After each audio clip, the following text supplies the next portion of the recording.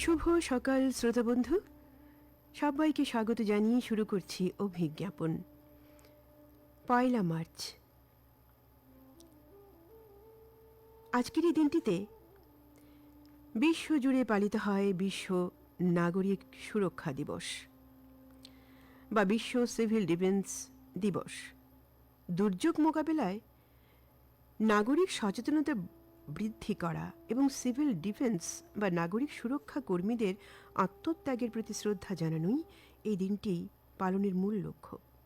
এই দিনটি পালনের মধ্য দিয়ে সাধারণ মানুষকে দুর্যোগের সময় আত্মরক্ষা করা এবং প্রাথমিক চিকিৎসা সম্পর্কে সচেতন করা হয়। দিনটি সিভিল ডিফেন্স কর্মীদের সাহস ও বীরত্বের স্বীকৃতি দেয়। প্রতিরোধ প্রতিকারের চেয়ে ভালো, এই মন্ত্রে মানুষকে দুর্যোগের আগে প্রস্তুত করা হয়। উদ্ধার কার্যে নিয়োজিত স্বেচ্ছাসেবক ও কর্মীদের কঠোর পরিশ্রমকে সম্মান জানানো হয়। নাগরিক সুরক্ষা কেবল সরকারের দায়িত্ব নয়, এটি একটি সম্মিলিত প্রচেষ্টা যা প্রতিটি সচেতন নাগরিকের অংশগ্রহণে সফল হয়।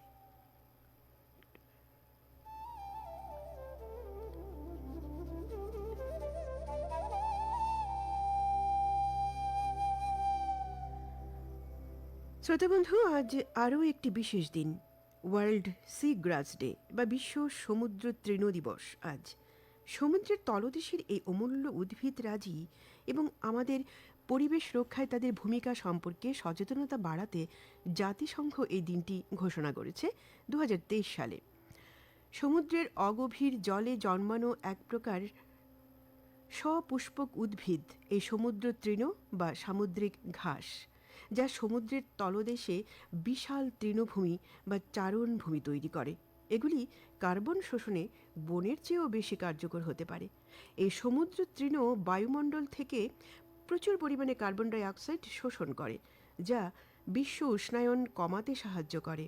এছাড়া সমুদ্রের জলের গুণগত মান উন্নত করে এবং ক্ষতিকর ব্যাকটেরিয়া ফিল্টার করতে সাহায্য করে। সমুদ্র তৃণের শিকড় মাটিকে শক্ত করে ধরে রাখে, যা ঢেউয়ে ঝাপটা থেকে উপকূল রেখাকে রক্ষা করে এবং ক্ষয় রোধ করে। অনেক বাণিজ্যিক মাছের প্রজনন ক্ষেত্র হিসেবেও কাজ করে এই ঘাস বন। তাই আমাদের উচিত উপকূলীয় এলাকায় অনিয়ন্ত্রিত নির্মাণ কাজ বন্ধ রাখা, প্লাস্টিক দূষণ রোধ করা, যা সমুদ্রের তলদেশের এই উদ্ভিদগুলিকে ক্ষতিগ্রস্ত করে।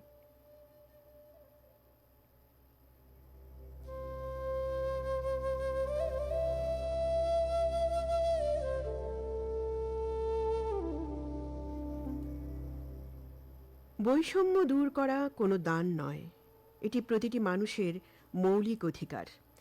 প্রতিটি মানুষের নিজস্ব মর্যাদা আছে, তাই কারোর প্রতি ঘৃণা বা অসম্মান না করার বার্তা দেয় আজকের এই দিনটি।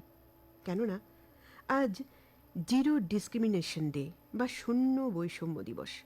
প্রতি বছর 1 মার্চ বিশ্বব্যাপী দিনটি পালিত হয়। জাতি, ধর্ম, বর্ণ, লিঙ্গ, বয়স বা শারীরিক সীমাবদ্ধতা নির্বাহে প্রতিটি মানুষের মর্যাদার সাথে বেঁচে থাকার অধিকার প্রতিষ্ঠাই এই দিনটির মূল লক্ষ্য।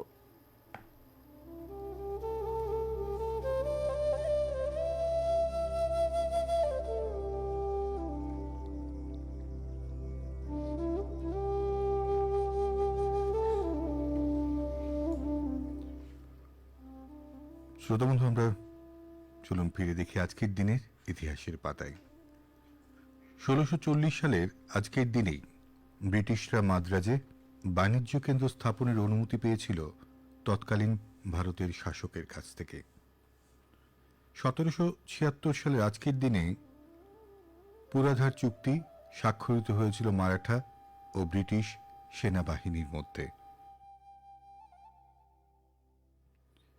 1819 সালের আজকের এই 1 মার্চ দিনটিতে শ্রীরামপুরে ব্যাংক অফ শ্রীরামপুর প্রতিষ্ঠা করেন উইলিয়াম কেরি, জোসুয়া মার্শম্যান ও উইলিয়াম ইয়ার্ড। 1861 সালের এই দিনে প্রখ্যাত ঐতিহাসিক অক্ষয় কুমার মৈত্র তিনি জন্মেছিলেন।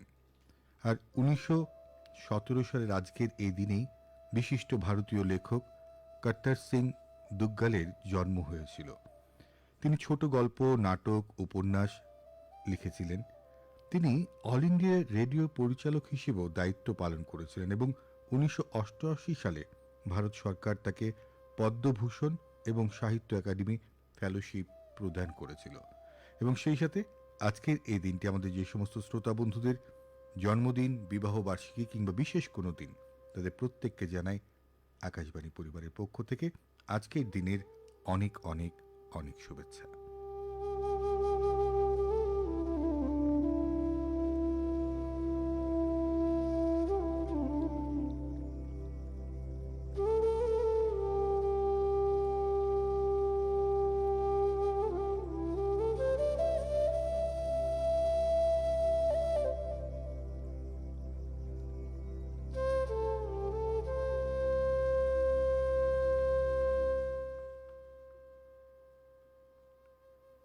শ্রোতাবন্ধু, এই মুহূর্তে জানিয়ে দিতে যে আমাদের অভিজ্ঞাপন অনুষ্ঠানের মার্চ মাসের চিঠি লেখার দ্বিতীয় বিষয়টির কথা। অর্থের প্রয়োজন চিরকাল ছিল, আছে, থাকবে, কিন্তু যখন সেই প্রয়োজন বাসনায় রূপ নেয় আর বাসনা লোভে পরিণত হয়, তখন মানুষের মন, সম্পর্ক, সমাজ সবকিছুই বদলে যেতে শুরু করে। বিত্ত কি কেবল নিরাপত্তার প্রতীক, নাকি কখনো তা হয়ে ওঠে অশান্তির কারণ? অর্থ কি আমাদের স্বাধীনতা দেয়, নাকি অদৃশ্য শৃঙ্খলে বেঁধে ফেলে? কাজী নজরুল ইসলাম লিখেছিলেন, অর্থের কাছে মানুষ আজ দাস, বিবেকের বাণী হয় নিঃশ্বাস। অর্থাৎ অর্থকে মানুষের স্বাধীনতার শত্রু হিসেবে কবি দেখেছেন। বিত্ত নিয়ে আপনার অভিমত, ব্যক্তিগত অভিজ্ঞতা জানতে চায় অভিজ্ঞাপন। অভিজ্ঞাপন অনুষ্ঠানে মার্চ মাসের দ্বিতীয় বিষয় বিত্ত বাসনা। আমাদের মেল আইডি radioagartala@gmail.com। হাতে লেখা চিঠি পাঠাতে পারেন। চিঠির শব্দ সংখ্যা 200 থেকে 250-র মধ্যে রাখবেন, আর চিঠি হোয়াটসঅ্যাপের মাধ্যমে পাঠাবেন না বন্ধুরা। আরেকবার মনে করিয়ে দিই, অভিজ্ঞাপন অনুষ্ঠানের মার্চ মাসের বিষয়, দ্বিতীয় বিষয় বিত্ত বাসনা। তাই কলম ধরুন আজই, আপনার অনুভব আপনার ভাষায় শোনান বিত্ত বাসনার অন্তরালে সত্য কথা, শুধুমাত্র অভিজ্ঞাপনে।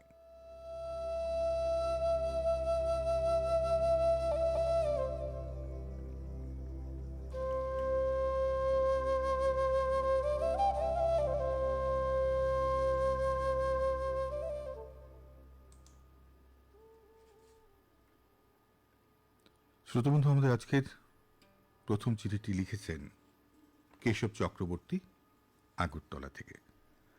মার্চ মাসের প্রথম পক্ষ নারীর লড়াই এই বিষয়ে তিনি লিখছেন, গ্রামীণ সমাজের লিঙ্গ বৈষম্য ও চরম দারিদ্র্য জয় করে অদম্য সাহসে নিজের ভাগ্য গড়া এবং সমাজে প্রতিষ্ঠিত হওয়ার একটি জলজ্যান্ত উদাহরণ হল আমার গ্রামের আয়েশা আক্তার।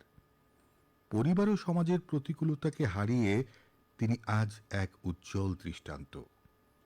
আয়েশাদের ঘরে ছিল না দুবেলা খাবারের নিশ্চয়তা, অল্প বয়সে বিয়ের চাপ, পুরুষতান্ত্রিক সহিংস্রতা, স্কুলে না যাওয়ার সামাজিক কুসংস্কার এবং মেয়ে মানুষ হিসেবে অবহেলার শিকার। কিন্তু আয়েশা ছিলেন হার না মানা এক নারী। তিনি স্থানীয় একটি ক্ষুদ্র ঋণ সংস্থার সহায়তায় মাত্র 2টি সেলাই মেশিন দিয়ে কাজ শুরু করেন। প্রথম দিকে গ্রামের মাতব্বররা তাকে বাধা দেয়। পরিবার থেকে বলা হয়, মেয়েরা আবার ব্যবসা করবে কি? কিন্তু আয়েশা থেমে থাকেনি। তিনি গ্রামের নারীদের পোশাক তৈরির কাজ শুরু করেন এবং পরবর্তীতে নারীদের সাক্ষরতা ও স্বাস্থ্য সচেতনতা নিয়েও কাজ শুরু করেন। অনেকেই তাকে নিয়ে উপহাস করত, কিন্তু তিনি নিজের লক্ষ্যে অবিচল থাকেন। কঠোর পরিশ্রম ও নিষ্ঠার ফলে আজ আয়েশা নিজেই একটি ক্ষুদ্র পোশাক কারখানার মালিক। শুধু নিজের ভাগ্য পরিবর্তন করেননি, বরং তার কর্মসংস্থানে গ্রামের 25 জন হতদরিদ্র নারী কাজ করে স্বাবলম্বী হয়েছেন। যে গ্রাম একদিন তাকে নিয়ে কথা বলেছিল, আজ সেই গ্রামের নারীরা তাকে অনুসরণ করছে। আয়েশার এই সংগ্রাম প্রমাণ করে যে সুযোগ ও সাহস পেলে নারীরা যে কোনো অসমতা ও লিঙ্গ বৈষম্য জয় করতে পারে। তার এই অদম্য যাত্রা ও লড়াই নারীদের অধিকার ও সমতার এক জলজ্যান্ত গল্প, যা সমাজে নতুন করে বাঁচার স্বপ্ন দেখায়। নমস্কারান্তে কেশব চক্রবর্তী, আগরতলা।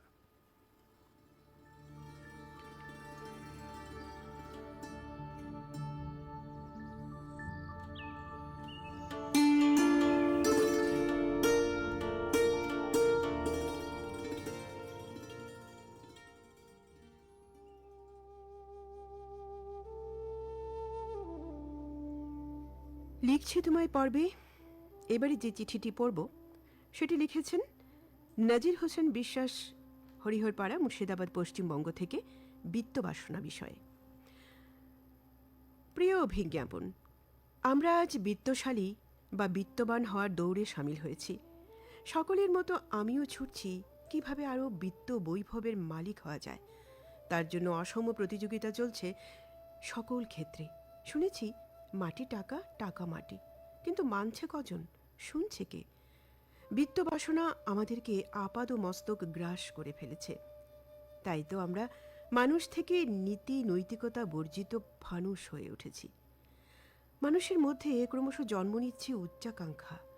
ভালো মানুষ হওয়া নয়, যেন তেনভাবে অর্থবান হতেই হবে, বিত্তবান হতেই হবে। অর্থবান হওয়ার জন্য যত নিচে নামা যায় নামব।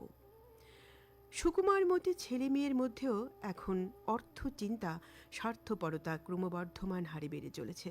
তাই তো সবার মধ্যে একটা প্রতিযোগিতা, কেমনভাবে রাতারাতি বড়লোক হওয়া যায়। তাই করতে গিয়ে ফাঁদেও পড়ছি, বিপথগামী হচ্ছি। জন্ম নিচ্ছে মানসিক ভারসাম্যহীনতা, ডিপ্রেশন ক্রমশ আমাদের তলিয়ে দিচ্ছে। আগের দিনে পথে ঘাটে মানুষ বিপদে পড়লে সাহায্যের হাত বাড়িয়ে দিত। এখন মানুষ বিবেকহীন যন্ত্রে পরিণত হচ্ছে। মুখ থেকে বেরিয়ে আসছে কি লাভ? আর এখান থেকেই গড়ে উঠছে একা থাকার প্রবণতা। ভেঙে যাচ্ছে যৌথ পরিবার, ভাইয়ে ভাইয়ে দূর হচ্ছে সম্পর্ক, আত্মীয় স্বজনের মধ্যে ভাঙন ধরছে। এখন আর কেউ কারোর বিপদে আপদে ঝাঁপিয়ে পড়ে না। লাভ লোকসানের হিসেব কষে তবেই পা ফেলেন। সাধারণ জীবন আর উচ্চ চিন্তার ভাবনা ক্রমশ ক্ষীয়মান হচ্ছে। এই রাতারাতি বড়লোক ও বিত্তশালী হবার চিন্তা দূর করে এই বেশ ভালো আছি ভাবতে পারলে বলতে পারি বেশ ভালো জীবনযাপন করা যায়। পারস্পরিক সম্পর্ক ও বোঝাপড়া মজবুত হয়। মানুষ একদিন ঠিক পরস্পরকে আঁকড়ে ধরবে, আমার বিশ্বাস। জয় হোক মানবতার। ধন্যবাদান্তে নাজির হোসেন বিশ্বাস, চোয়া, হরিহরপাড়া, মুর্শিদাবাদ, পশ্চিমবঙ্গ। এই বেশ ভালো আছি, এই বেশ ভালো আছি, এই বেশ ভালো আছি। কর্ম কাজ নেই, গাড়ি ঘোড়া কিছু নেই, অফিস কাচারি নেই, হাজিরা কামাই নেই, শব্দ বা পরিবেশ দূষণ বালাই নেই। সময় দেই না বলে তেলে বেগুনে জ্বলে গিন্নির রাগ নেই, টেলিফোনে ডাক নেই, শহরেতে কারফিউ, লোকজন কেউ নেই। 1-4-4 ধারা ফুটপাতে থাকে যারা, কেউ কোথাও নেই। নেই নেই কিছু নেই, তবুও তো আছে কিছু, বলতে যা বাধা নেই। দুজনে ভয়ে আছে, মনে সংশয়ে আছে, দুজনে ভয়ে আছে, মনে সংশয়ে আছে। ওই ধর্মের বাঘ হেসে আবার উঠোনে এসে আশ্রয় চেয়ে যায় মানুষেরই কাছে। তাই ভয়ে আছে, দুজনে ভয়ে আছে, মনে সংশয়ে আছে, দুজনে ভয়ে আছে।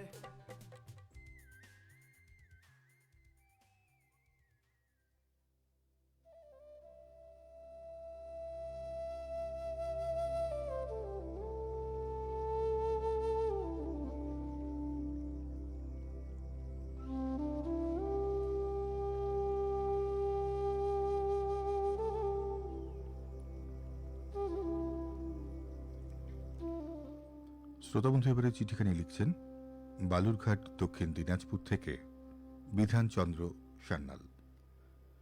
বন্ধু লিখছেন, প্রিয় অভিজ্ঞাপন, নারীর লড়াই কেবল পুরুষের বিরুদ্ধে কোনো যুদ্ধ নয়, বরং এটি একটি বৈষম্যমূলক সমাজ ব্যবস্থা থেকে মুক্তি এবং সম অধিকার প্রতিষ্ঠার সংগ্রাম। যুগের পর যুগ ধরে নারী তার প্রাপ্য মর্যাদা, শারীরিক অখণ্ডতা এবং সামাজিক স্বাধীনতার জন্য লড়াই করে আসছে। এ লড়াই অস্তিত্ব রক্ষার, আত্ম উপলব্ধির এবং নিজেদের অধিকার ছিনিয়ে আনবার। কবিগুরুর ভাষায়, নারীর আপন ভাগ্য জয় করিবার কেন নাহি দেবে অধিকার। সমাজ সভ্যতার শুরু থেকে পিতৃতান্ত্রিক কাঠামোতে নারীকে পুরুষের অধস্তন হিসেবে গণ্য করা হয়েছে। লিঙ্গ বৈষম্য, পারিবারিক ও সামাজিক কুসংস্কার এবং অবদমনের বিরুদ্ধে নারীরা প্রতিনিয়ত লড়াই করেছে। ভোটাধিকার থেকে শুরু করে সম্পত্তির অধিকার, প্রতিটি ক্ষেত্রেই নারীদের দীর্ঘ আন্দোলন করতে হয়েছে। শিক্ষা হল নারী মুক্তির প্রধান হাতিয়ার। কুসংস্কারের অন্ধকারে থাকা নারীদের আলোর পথে নিয়ে আসতে শিক্ষার বিকল্প নেই। পড়ালেখা ও সচেতনতা বৃদ্ধির মাধ্যমে নারীরা আজ নিজেদের অধিকার সম্পর্কে সজাগ হচ্ছে, যা তাদের আত্মবিশ্বাসী করে তুলছে। অর্থনৈতিক স্বাবলম্বিতা ছাড়া নারীর মুক্তি অসম্ভব। পরিবার ও সমাজে সিদ্ধান্ত গ্রহণ প্রক্রিয়ায় পুরুষের সমান অংশগ্রহণ নিশ্চিত করতে নারীরা আজ কর্মক্ষেত্রে নিজেদের যোগ্যতা প্রমাণ করেছে। আয় ও কাজের ক্ষেত্রে বৈষম্য দূর করা এই লড়াইয়ের একটি বড় অংশ। যৌন সহিংসতা, গার্হস্থ্য নির্যাতন এবং অবমাননাকর প্রথার বিরুদ্ধে নারীর লড়াই টিকে থাকার সংগ্রাম। আত্মবিশ্বাস ও আইনি সচেতনতা বৃদ্ধির মাধ্যমে নারী আজ নিজের নিরাপত্তা নিশ্চিত করার লড়াই সামিল। নারীর লড়াই শেষ হয়ে যায়নি, বরং নতুন রূপে সামনে এসেছে। শিক্ষা এবং অর্থনৈতিক সক্ষমতা বৃদ্ধির ফলে নারীরা এখন আর শুধুমাত্র ঘরের কোণে আবদ্ধ নয়। নারী পুরুষের সমতা একটি উন্নত ও প্রগতিশীল সমাজের ভিত্তি। তাই নারীর লড়াইকে সম্মান জানিয়ে তাদের পথ মসৃণ করা প্রয়োজন, যা মানব সভ্যতার সামগ্রিক অগ্রগতির জন্য অপরিহার্য। শুভেচ্ছান্তে বিধানচন্দ্র সান্যাল, বালুরঘাট, দক্ষিণ দিনাজপুর।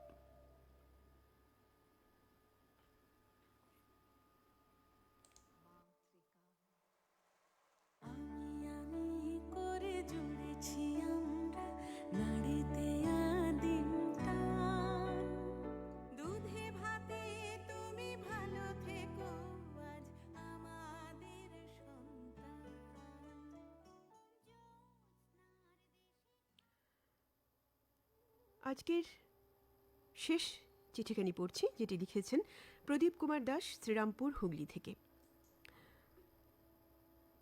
প্রিয় অভিজ্ঞাপন, রবি ঠাকুরের চিত্রাঙ্গদার নৃত্যনাট্যে অর্জুনের সাথে চিত্রাঙ্গদার পরিচয় সূত্রে চিত্রাঙ্গদার দৃপ্ত জবাব, আমি চিত্রাঙ্গদা, আমি রাজেন্দ্রনন্দিনী, নহি দেবী নহি সামান্যা নারী। নারীর চরিত্র বিকাশের ক্ষেত্রে বিগত অতীতে এই ভারতবর্ষের বিদুষী রমণী মৈত্রীর কণ্ঠে চিরসত্যের বাণী উচ্চারিত হয়েছিল, যে নাহম নামৃতাস্যম কিম হাম তেন কুর্যাম। আধুনিককালে নারীরাও মৈত্রীর কথার প্রতিধ্বনি করে বলবে, শুধু দিন যাপনের গ্লানি নয়, এমন কোনো শ্রেষ্ঠ রত্ন চাই যা লাভ করিয়া নারী জন্ম সার্থক হইয়া উঠিতে পারে। নারী জাতিকে কি চোখে দেখতেন স্বামী বিবেকানন্দ, তাঁর কথাতেই আমরা জানতে পারি। মেয়েদের পূজা করে সব জাত বড় হয়েছে। যে দেশে যে জাতে মেয়েদের পূজা নেই, সেই দেশ সেই জাত কখনো বড় হয়ে উঠতে পারেনি, কস্মিন কালেও পারবে না। এজন্য এদের আগে তুলতে হবে। বিগত 50 বছরে নারীর ভূমিকায় পুরুষের সঙ্গে কাঁধে কাঁধ মিলিয়ে বিভিন্ন পেশায়, যেমন শিক্ষকতা, ব্যাংক, বিমা, সরকারি বেসরকারি প্রতিষ্ঠান, ডাক্তারি, ইঞ্জিনিয়ারিং, ওকালতি, সাংবাদিকতা, সেনাবাহিনী, ব্যবসা বাণিজ্য, এমনকি রেলগাড়ি ও বিমান চালনার ক্ষেত্রে পুরুষের পাশাপাশি নারীরা সমানভাবে কাজ করার লক্ষ্যে নিজেদেরকে যুক্ত করতে পেরেছেন। নারী হচ্ছে এক বিশেষ ক্ষমতার প্রকাশ, যা সৃষ্টি করে, পালন করে ও সময়ের বদল ঘটায়। যুগে যুগে নানান সভ্যতার সংকটে ভারতের সামাজিক আদর্শে কিছু অদলবদল ঘটেছে। যে সকল ভারতীয় নারীরা চিরস্মরণীয় হয়ে রয়েছেন নিজ নিজ গুণের জন্যে, যেমন সীতা, সাবিত্রী, দময়ন্তী, সংযুক্তা, পদ্মিনী, এরা পাতিব্রত্য, আত্মত্যাগ ও ধীর স্থির স্বভাবের জন্য প্রণম্যা। মৈত্রী ব্রহ্মবাদিনী ছিলেন। লীলাবতী গণিতশাস্ত্রে বিশেষ পারদর্শিতার জন্য খ্যাত হয়েছেন। মীরাবাই তার ভগবত প্রীতির জন্য, দুর্গাবতী ও লক্ষ্মীবাই তাদের বীরত্ব ও তেজস্বীয়তার জন্য, রানী অহল্যাবাই ও রানী ভবানী দানশীলতার জন্যে সকলের শ্রদ্ধাভাজন হয়েছিলেন। কিন্তু পুরুষতান্ত্রিক সমাজে নারীকে গৃহবন্দী করে রেখে দেওয়ার যে প্রচেষ্টা চলে আসছিল, তার থেকে বেরিয়ে এসে অধিকার আদায়ের লড়াইয়ে নারীরা আজ পথে নেমেছে। তাই আন্তর্জাতিক নারী দিবস শুধুমাত্র একটা দিন নয়, এই দিনটা হলো নারীর অধিকার আদায়ের দিন, নারী মুক্তির স্বপ্ন দেখার দিন। নজরুল ইসলাম তাঁর নারী কবিতায় লিখেছিলেন, বিশ্বে যা কিছু মহান সৃষ্টি চিরকল্যাণকর, অর্ধেক তার করিয়াছে নারী, অর্ধেক তার নর। কিন্তু আজও নারীরা সামাজিক নিরাপত্তাহীনতায় ভোগেন, কর্মক্ষেত্রে অসম্মানিত হন, পুরুষের সমান শ্রমের সমমর্যাদা লাভে তারা এখনও বঞ্চিত। নারীর ক্ষমতায়ন প্রক্রিয়ায় এখনও নানাবিধ বাধা বিঘ্ন ঘটে চলেছে।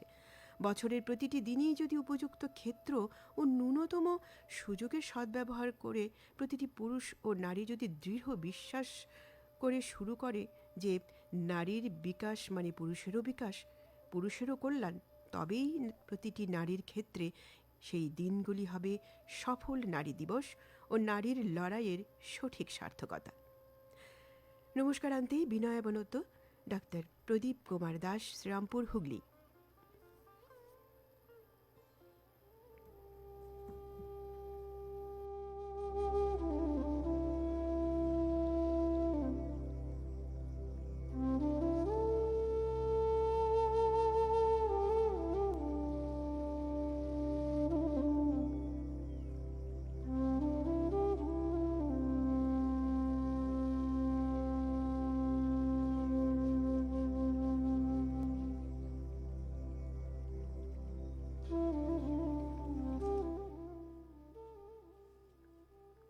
এবার চলে আসছি তথ্য প্রদানে। সড়ক দুর্ঘটনার শিকার ব্যক্তিদের তাৎক্ষণিক চিকিৎসা পরিষেবা যাতে বাধাপ্রাপ্ত না হয়, তার জন্য শুরু করা হয়েছে প্রধানমন্ত্রী রাহাত প্রকল্প। কেন্দ্রীয় সড়ক যোগাযোগ ও মহাসড়ক মন্ত্রকের অধীনে এই প্রকল্প পরিচালিত হবে। এই প্রকল্পে দুর্ঘটনার শিকার ব্যক্তিদের হাসপাতালে সর্বোচ্চ 7 দিনের চিকিৎসা করানোর জন্য সর্বাধিক 1,50,000 টাকা সহায়তা করা হবে। এই প্রকল্পের মাধ্যমে যাতে কেউ টাকার অভাবে চিকিৎসা পরিষেবা থেকে বঞ্চিত না হন, সেদিকে বিশেষ নজর দেওয়া হয়েছে। আমাদের রাজ্যে 7টি বেসরকারি হাসপাতাল সহ মোট 141টি ছোট বড় ও রাজ্যস্তরীয় হাসপাতাল এই প্রকল্পের আওতায় নথিভুক্ত করা হয়েছে। এক বিজ্ঞপ্তিমূলে জনসাধারণের অবগতির জন্য জানানো হয়েছে, NH08 আমতলী থেকে NH108B লেম্বুছড়া পর্যন্ত সংযোগকারী ওয়েস্টার্ন বাইপাস রোড আগরতলা নির্মাণ করার জন্য প্রয়োজনীয় ভূমি ও ভূমির ওপর অবস্থিত সম্পত্তি অধিগ্রহণ করা হয়েছে। যেসব ব্যক্তিগণ এখনো পর্যন্ত ভূমি ও সম্পত্তির ক্ষতিপূরণের মূল্য গ্রহণ করার জন্য কোনো প্রকার আবেদন কিংবা প্রয়োজনীয় কাগজপত্র জমা দেননি, তাদেরকে আগামী 10ই মার্চ 2026 তারিখের মধ্যে সমস্ত প্রয়োজনীয় কাগজপত্র সহ সদর মহকুমা শাসক অফিসে জমা করার জন্য অনুরোধ করা হচ্ছে। যাদের কাগজপত্রে অসুবিধে রয়েছে তাদের জন্য আগামী 6ই মার্চ 2026 তারিখে আগরতলা, ডুকলি এবং বরজলা রেভিনিউ সার্কেল অফিসে বিশেষ ক্যাম্পের ব্যবস্থা করা হয়েছে।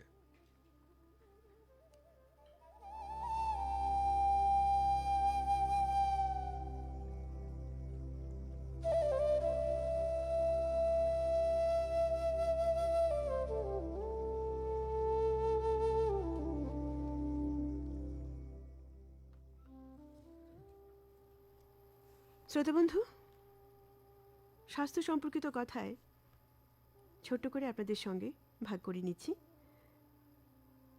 আমরা বর্তমানে বসন্তকালে আছি ঠিকই, কিন্তু একটু একটু করে কিন্তু গরমকালের দিকে এগোচ্ছি। আর এই সময়টা মানে ঋতু পরিবর্তনের সময় তাই স্বাস্থ্যের বিষয়ে যথেষ্ট সচেতন থাকতে হবে আমাদের। একটু গরম অনুভূত হলেই ফ্রিজ থেকে বের করে ঠান্ডা জল পান করা একেবারেই ঠিক হবে না। এতে গলা বসে যেতে পারে, সর্দি কাশির প্রবণতাও বেড়ে যেতে পারে। এছাড়া বাইরের খাবার যতটা সম্ভব এড়িয়ে চলা উচিত এই সময়ে, কারণ নানা ধরনের পেটের সমস্যাও দেখা দেয় এই সময়টাতে। যতটা সম্ভব সুষম খাবার গ্রহণ করা উচিত।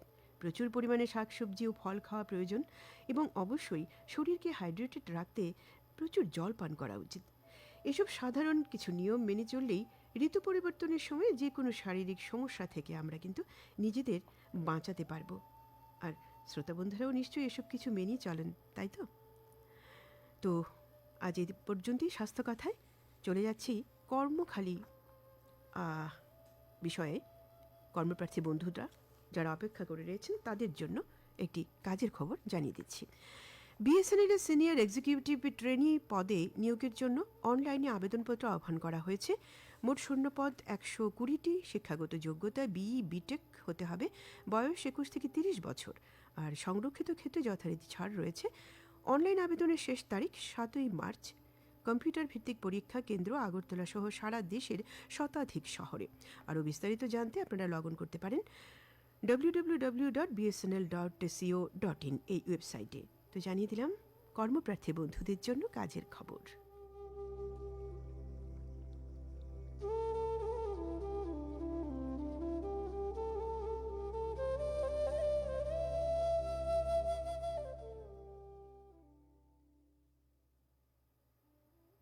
শ্রোতা বন্ধু, অভিজ্ঞাপন পর্বে এবারে বিদায়ের পালা।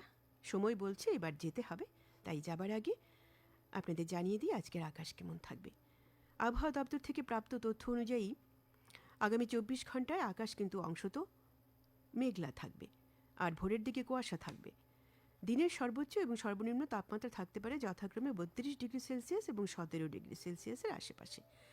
গতকালের সর্বোচ্চ এবং আজ ভোরের সর্বনিম্ন তাপমাত্রা পরিলক্ষিত হয় যথাক্রমে 31.5 ডিগ্রি সেলসিয়াস এবং 19.3 ডিগ্রি সেলসিয়াস। আর বাতাসের আপেক্ষিক আর্দ্রতার পরিমাণ সর্বোচ্চ 100% এবং সর্বনিম্ন 38%। তাহলে এখানেই বিদায় নিতে হচ্ছে। এতক্ষণ আপনাদের সঙ্গে ছিলাম আমি সাথী এবং আমার সঙ্গে ছিল আমি সত্যজিৎ। নমস্কার।